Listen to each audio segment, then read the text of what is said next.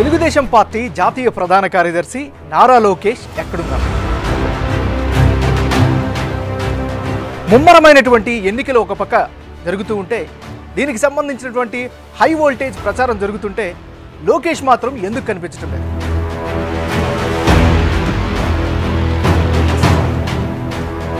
ఇండియాలోనే senior most politician Nara Chandrababu Naidu.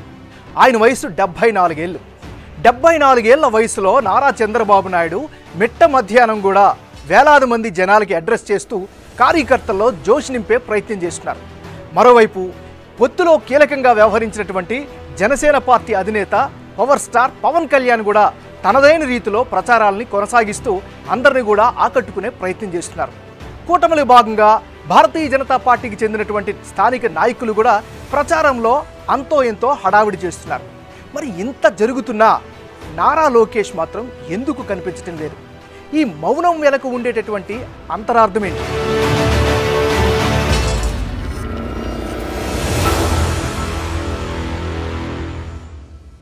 Nara Lokesh present care of Mangalagiri. ఎందుకు ఆయన మంగళగిరిలోనే ఉంటున్నాడు?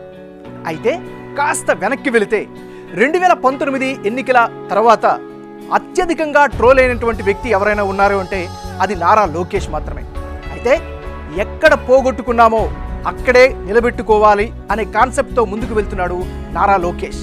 ఇప్పటికే చాలా ఫిట్నెస్ను మెయింటైన్ చేశాడు, మాటల్లో పదును పెంచాడు, డైలాగ్ డెలివరీలో సత్తాను చాటుతున్నాడు, తన పార్టీ క్యాడర్లో జోష్ను పెంచే ప్రయత్నం చేస్తున్నాడు. 40 రోజులు ఓపిక పట్టండి, తెలుగుదేశం జనసేన భారతీయ జనతా పార్టీ ప్రభుత్వం మూస్తుంది. ఇంత చేస్తున్నా కీలకమైనటువంటి ప్రచార పర్వంలో ఆయన మాత్రం మంగళగిరికే ఎందుకు పరిమితమవుతున్నాడు?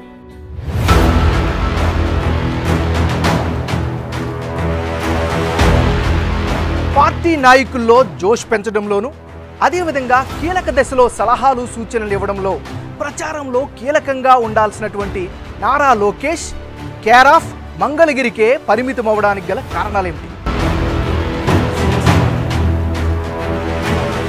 ప్రచారాల్లో ఎందుకు కనిపించడం లేదో కాసేపు పక్కన పెడితే, ఎక్కడ పోగొట్టుకున్నాడో అక్కడే దక్కించుకోవాలి అనే కాన్సెప్ట్తో ముందుకు వెళ్తున్నాడు లోకేష్ అని చెబుతున్నారు తెలుగుదేశం పార్టీకి చెందినటువంటి కార్యకర్తలు కావచ్చు, కీలక నాయకులు కావచ్చు. ఎందుకంటే 2019 ఎన్నికల్లో రాష్ట్ర వ్యాప్తంగా సంచలనంగా మారినటువంటి మంగళగిరి స్థానంలో అనూహ్యంగా ఓటమి పాలయ్యాడు నారా లోకేష్. అందుకే గడిచిన 4.5 సంవత్సరాలుగా గ్రౌండ్ వర్క్ పక్కాగా చేసుకుంటున్నాడు. పక్కా మాస్ పొలిటికల్ టాక్టిక్స్ అన్ని కూడా ఈ నియోజకవర్గంలో ప్రయత్నిస్తున్నాడు. మరీ ముఖ్యంగా పరిశీలిస్తే గత 2-3 నెలల నుంచి కూడా ఆ నియోజకవర్గంపై పక్కాగా పావులు గదుపుతుంది వైఎస్ఆర్ కాంగ్రెస్ పార్టీ. ఇప్పటికే 3 ఇన్ఛార్జీలని అక్కడ మారుస్తూ వస్తుంది. చివరికి ఒక లేడీ అభ్యర్థిని లోకేష్ పైన నిలబెట్టింది. సంక్షేమ పథకాలు ఖచ్చితంగా తమకి గెలిపిస్తాయి అనే బలంతో ముందుకు సాగుతుంది వైసీపీ. అయితే ఇక్కడ ఎలాగైనా సత్తా చాటాలి అని బలంగా డిసైడ్ అయ్యాడు నారా లోకేష్. తెలుగుదేశం జనసేన భారతీయ జనతా పార్టీ ప్రభుత్వం మూస్తుంది. ఆ కుటుంబానికి న్యాయం చేసే బాధ్యత మీ లోకేష్ తీసుకుంటారు. ఆ పేసిన సంక్షేమ కార్యక్రమం తిరిగి ప్రారంభించే బాధ్యత కూడా నేను తీసుకుంటానని ఈ సభాముఖంగా నేను మీకు హామీ ఇస్తున్నా. లోకేష్ తన స్ట్రాటజీని మార్చాడా? కిటుకులు నేర్చుకున్నాడా? రాజకీయాల్లో పట్టు దక్కించుకుంటున్నాడా అంటే అవును అంటున్నారు రాజకీయ విశ్లేషకులు, అదేవిధంగా తెలుగుదేశం పార్టీకి సంబంధించినటువంటి కీలక నాయకులు.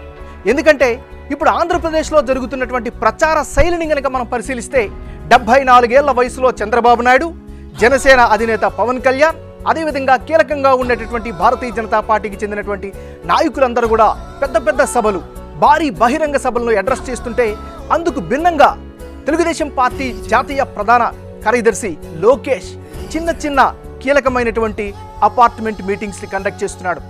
కార్నర్ మీటింగ్స్లో పటిష్టమైనటువంటి డైలాగులతో కీలకమైనటువంటి స్ట్రాటజీస్ని మెయింటైన్ చేస్తున్నాడు అని చెబుతున్నారు తెలుగుదేశం పార్టీకి చెందినటువంటి కార్యకర్తలు, నాయకులు.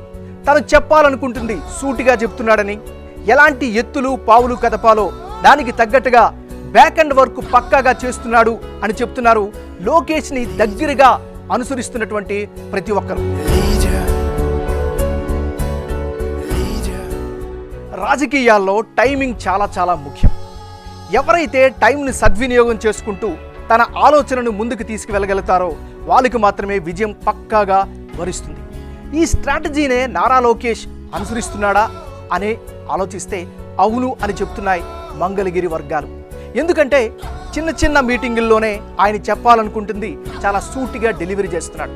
అంతేకాదు తెలుగుదేశం పార్టీ చేస్తున్నదేమిటి, చెయ్యాల్సిందేంటి, అనుసరించాల్సిందేమిటి, గెలుపు గుర్రాలుగా మారే అవకాశాలు ఎవరు ఉన్నా వారితో నేరుగా మాట్లాడుతున్నారు.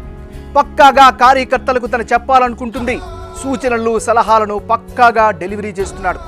గతంలో 2014 నుంచి 2019 వరకు జరిగినటువంటి ప్రతి ఒక్క ఇబ్బందిని కూడా అధిగమించే స్ట్రాటజీస్ని అయితే ఖచ్చితంగా అమలు చేస్తున్నాడు నారా లోకేష్.